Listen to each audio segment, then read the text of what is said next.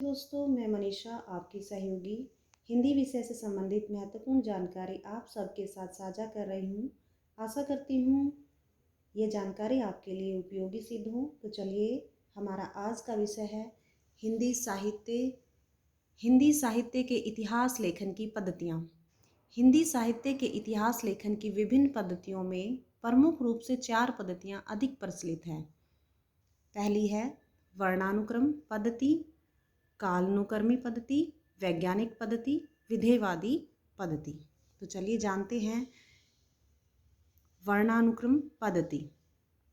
इस पद्धति में लेखकों एवं कवियों का परिचय उनके नाम के क्रम में दिया जाता है। जैसे नगेंद्र हजारी प्रसाद द्विवेदी, न ह कर्म है।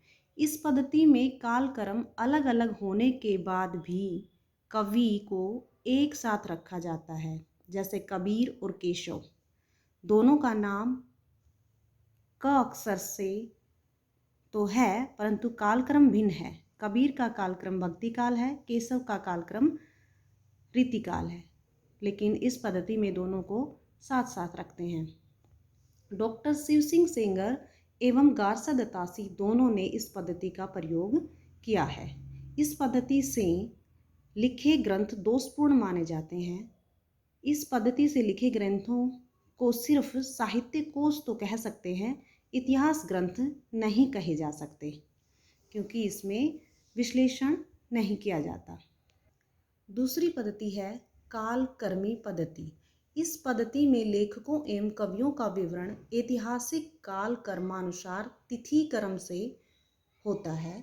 रचनाकार की जन्म तिथि को आधार बनाकर इतिहास ग्रंथ में उनका क्रम निर्धारित होता है।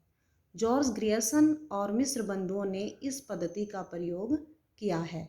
इस प्रकार के ग्रंथ मात्र कवियों का वृत्त संग्रह है।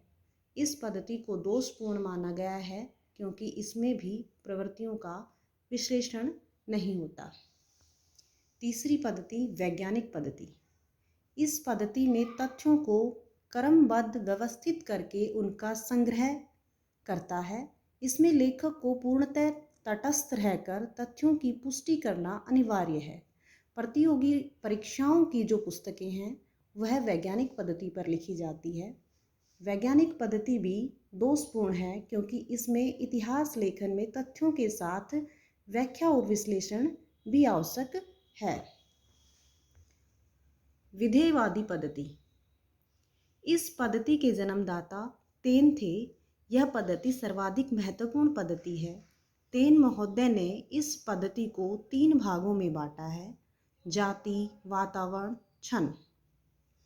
इस पद्धति से इतिहास लिखने की परंपरा की शुरुआत आचार्य रामचंद्र शुक्ल जी ने की। साहित्य के इतिहास को परिभाषित करते हुए शुक्ल जी कहते हैं, प्रत्येक देश का साहित्य वहाँ की जनता की चित्तवृत्ति का संचित प्रतिबिंब होता है।